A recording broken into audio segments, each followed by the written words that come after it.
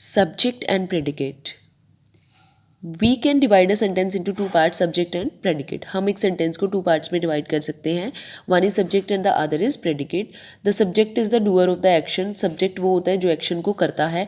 Predicate is the part that contains a verb. और predicate वो होता है जिसमें कि वर्ब आ जाती है और बाकी object as well as a complement, जिसमें कि ऑब्जेक्ट कॉम्प्लीमेंट बाकी सब चीज़ें आ जाती है. समथिंग अबाउट द सब्जेक्ट, जो कि सब्जेक्ट के बारे में ही होती है. For example, Tanya gifted Dipti a beautiful red shirt. So Tanya is the subject of the sentence. The remaining sentence is called predicate. Okay. The books will be published in April. The books. So in this sentence we are talking about books. So books are the subject and remaining sentence is predicate. Raghu is a skilled potter.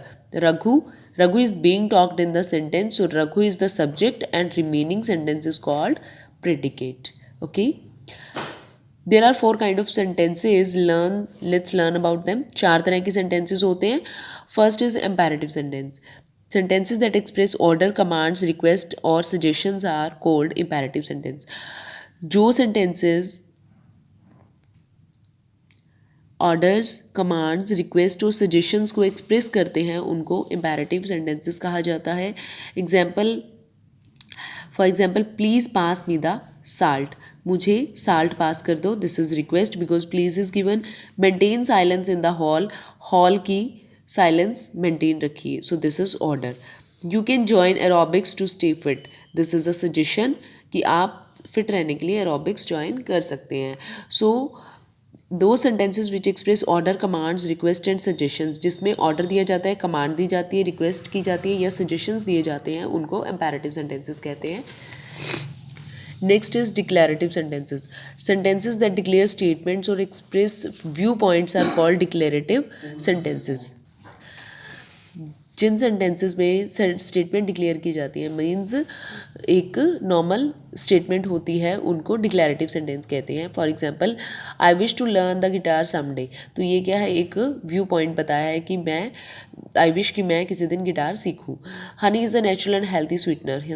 Honey क्या है, एक natural और healthy sweetener है. ये एक statement है, normal बात कही गई है. New Delhi is the capital of India. New Delhi India की कैपिटल है. So these are the statements, these are the normal statements, that is declarative sentence. इनको डिक्लेरेटिव सेंटेंस कहते हैं. One more thing, imperative and declarative sentence end with the full stop. Imperative sentence और declarative sentence जो हैं वो उनके last में एक फुल स्टॉप लगता है, मतलब कि पंक्चुएशन मार्क उनका जो है वो क्या है, full stop. Note, declarative sentences are of two types. Declarative sentence दो तरह के होते हैं, एफर्मेटिव एंड नेगेटिव. एक सिंपल हो गया और एक नेगेटिव हो गया. Affirmative sentences are also known as positive sentences. Affirmative sentence को, मतलब डिक्लेरेटिव सेंटेंस को पॉजिटिव सेंटेंस भी बोलते हैं. दे टेल अस, वो हमें बताते हैं that something is so. The negative, कि कोई चीज़ पॉजिटिव है, मतलब कि the negative sentence tell about something is not so. और नेगेटिव सेंटेंस हमें बताते हैं कि कोई चीज़ नहीं है.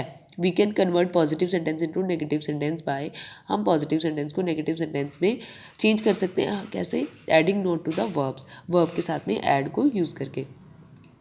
If there is no be verb then we add do, does और डिड विद द नोट. अगर वर्ब बी वर्ब नहीं दी गई है तो हम डू, डज और डिड का यूज़ करते हैं नोट के साथ में. सम और few are replaced by any, और सम और फ्यू अगर दिए हुए होते हैं तो उनको एनी से रिप्लेस करते हैं. For example, there is some water in the jug. तो अगर इसको नेगेटिव बनाना है तो there is no any water in the jug. Okay.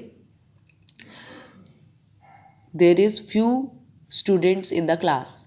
There is no any student in the class. So few and some will be replaced by any. See, simple sentence, Alina is a smart girl. Negative sentence will be Alina is not a smart girl. Arya loves to play basketball. तो यहाँ पे हमारी be, मतलब is am are was verb वाली कोई भी verb नहीं है, तो क्या है, Arya does not love to play basketball. Do, does, did का मैंने आपको बताया था, डिड का यूज़ पास्ट के लिए और डू, डज का प्रेजेंट के लिए. He has some water in his bottle. उसकी बॉटल में कुछ वाटर है. He does not have any water in his bottle. उसकी बॉटल में कोई पानी नहीं है. सो नेगेटिव सेंटेंस फ्रेम करने के लिए हम नॉट का यूज़ करेंगे. Now next is interrogative sentence.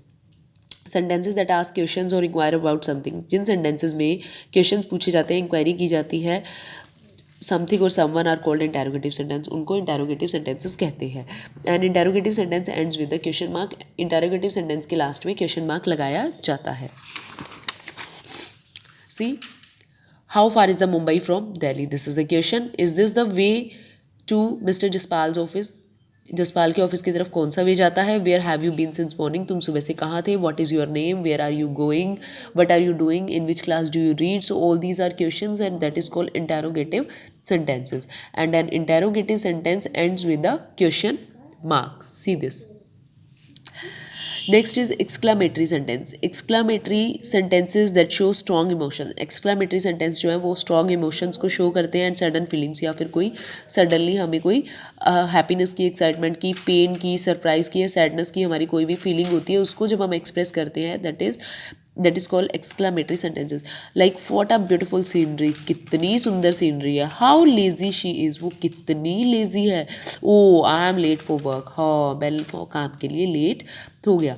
So an exclamatory sentence contains with an exclamation mark. Exclamatory sentence के last में क्या लग जाता है? Exclamatory mark. So whatever the sentences are showing strong emotions and sudden feelings, Jin sentences के अंदर sudden feelings होती हैं, strong emotions होते हैं, that is called exclamatory sentences. Hope you have understood the sentences well. Now sending you the bookwork. Okay, complete it. First try to solve this yourself. If you do not understand anything, that complete it with the help of bookwork that I am sending you. Okay, thank you.